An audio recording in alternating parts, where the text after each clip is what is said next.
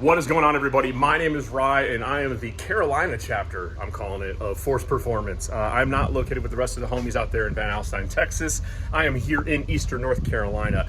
And today I'm bringing you a project update. If you follow along with the channel, this truck may look familiar. This is my daughter's 1986 Chevrolet C10 pickup short bed.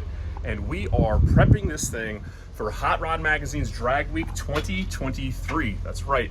And in typical, it's a cookie cutter build here. We got turbo, we got LS. However, we are using, if you remember from the last video, we're using the FP 7875 with the integrated 38mm wastegate flange cast into the housing, as well as the FP log manifold. And today, I am working on trying to get a little bit further with the turbo kit. As you can see, I kind of got the intercooler mounted in here. I got some of the cold side piping done. I'm gonna try to see if I have enough tubing to finish out the cold side, as well as make the manifold for the other side here. And what we're doing with that, because this is only a 4.8 liter LS motor, small motor, doesn't need to be anything crazy. And honestly, you can kind of make crazy power with these. These are just stock LS manifolds. So you can still use the 3-bolt flange, but typically, like these ones, the studs start to bust off on them, and I prefer V-bands. So I'm going to be cutting this off here and welding on the V-bands today, and then bolting this onto the driver's side of the motor, as well as see how far we can get with wrapping up the cold side. Here we go.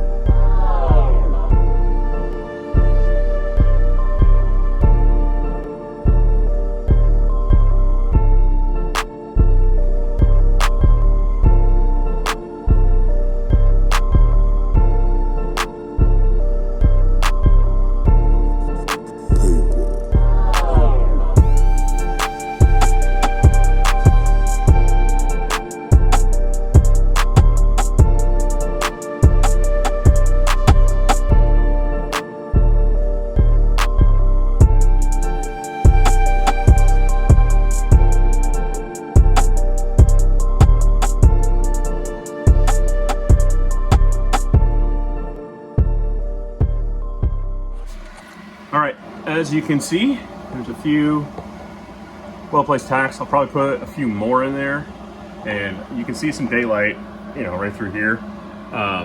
Getting in here with a MIG gun can be kind of tricky, especially getting in here and not hitting. You don't want to weld the clamp to the actual, so the V-band flange. So what I'll probably do is I'm gonna run a whole bunch of tacks on the inside of here. I may weld it all the way out on the inside, and then let that fully cool with this V-band on, and then weld out the outside. So it'll have an inside and an outside pass. Obviously, welding on the inside here, you're gonna have a lot of crap just because of all the exhaust and carbon and soot that's basically impregnated into the metal. But again, we're not going for perfection here. It will work, it'll be fine.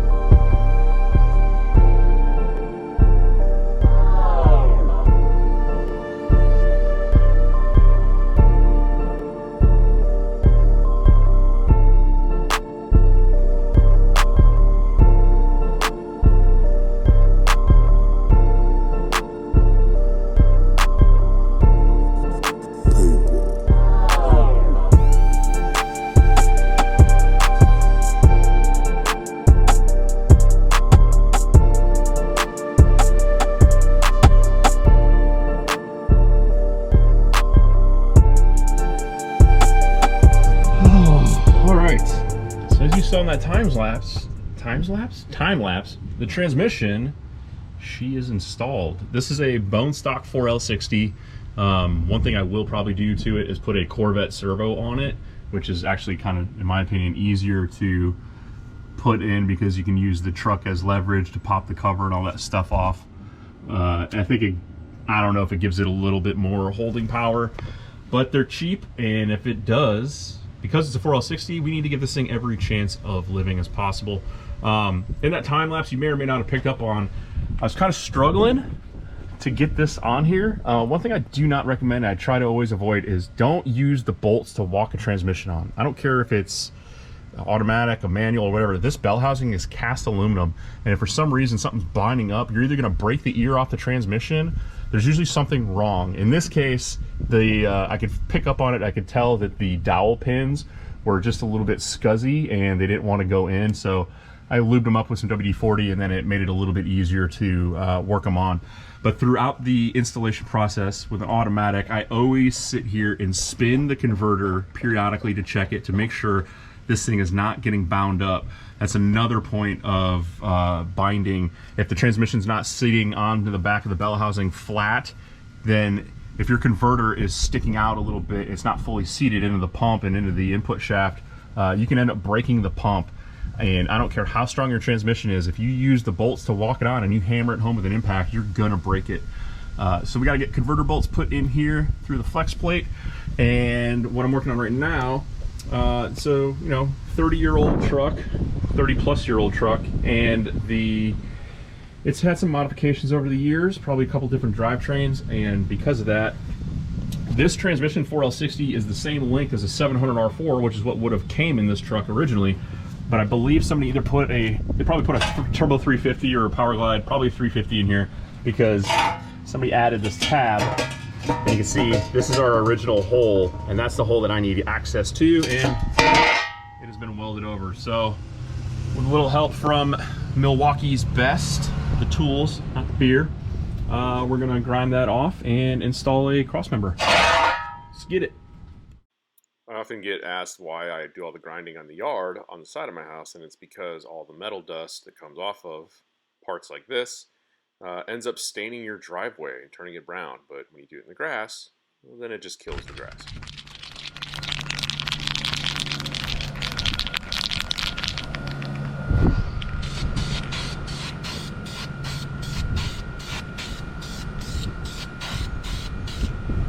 Mint, paint it black, and hit the track. Or put it in the truck and then find a whole bunch more stuff to do. All right, so that was a lie. First generation, old school 4L60s, such as the ones found in that Tahoe right there, are the same length as 700R4s.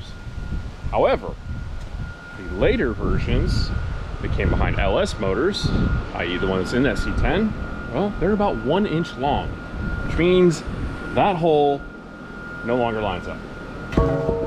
So I need to do some welding, but first we're going to put it in the parts washer, and then we will clean this thing up and make it longer.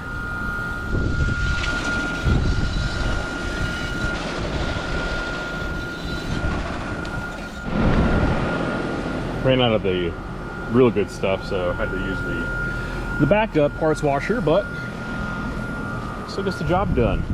Just a little pro tip for you guys. Be very careful. Don't get it on your skin. Don't get it in your lungs. Don't breathe it in. It's pretty nasty if you do. But it does make quick work of greasy, dirty, nasty parts where you can literally hit it with a brush real quick and then hose it all off, and you get most of the grease and grime and all the built up stuff off of it with minimal effort. And now there's still a little bit of cake on here, but what I'm really worried about is right around here where we need a weld, and I don't want a bunch of greasy crap on the weld, so I'm going to finish getting the rest of this off and we're going to modify it.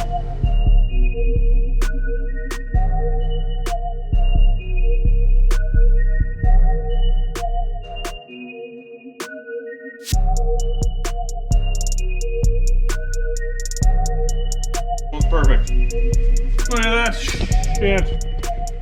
So now I use the grinder, come up, and then cut this across so it's like a perfect U. And then we add our tab, elongate it, and we're golden. Like a shower. Okay.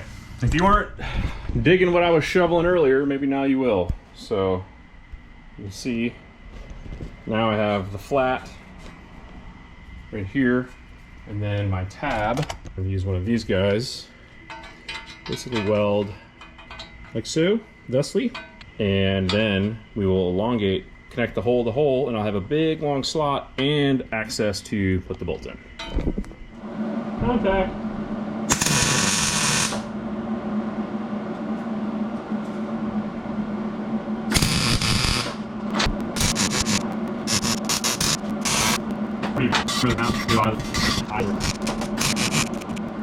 Now,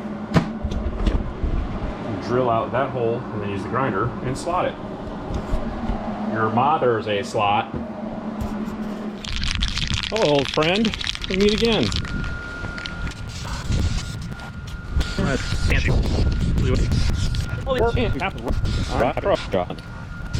at that. Mint! All the adjustability in the world, and we've encapsulated all the rust. I'm gonna let this dry and slap it in the truck and call this job done.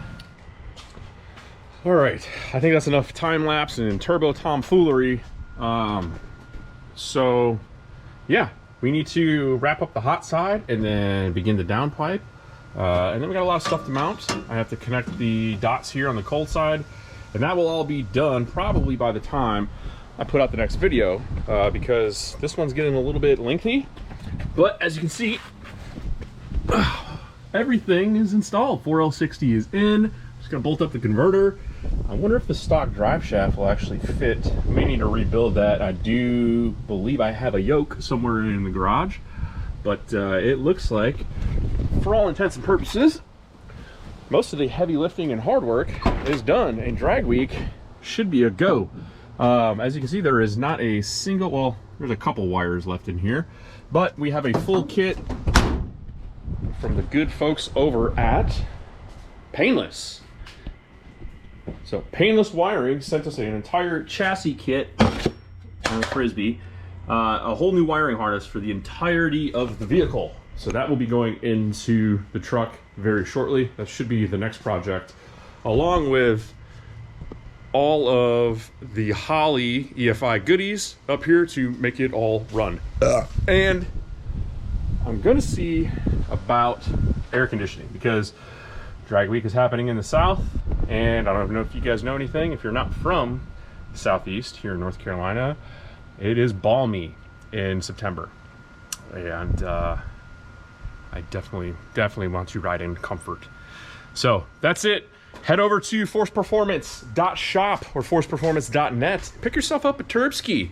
I believe the coupon code Get That Boost is still running. You can get any of the turbo products that are featured on the C10, as well as a whole bunch of other stuff that's inside of this garage. We got 80 millimeters over here. We got 88 sitting underneath the back here. This thing is going to get a project update for you guys very soon. I'm very excited to debut this with the channel. But that's it. I'm Rye, and I'm out. Later.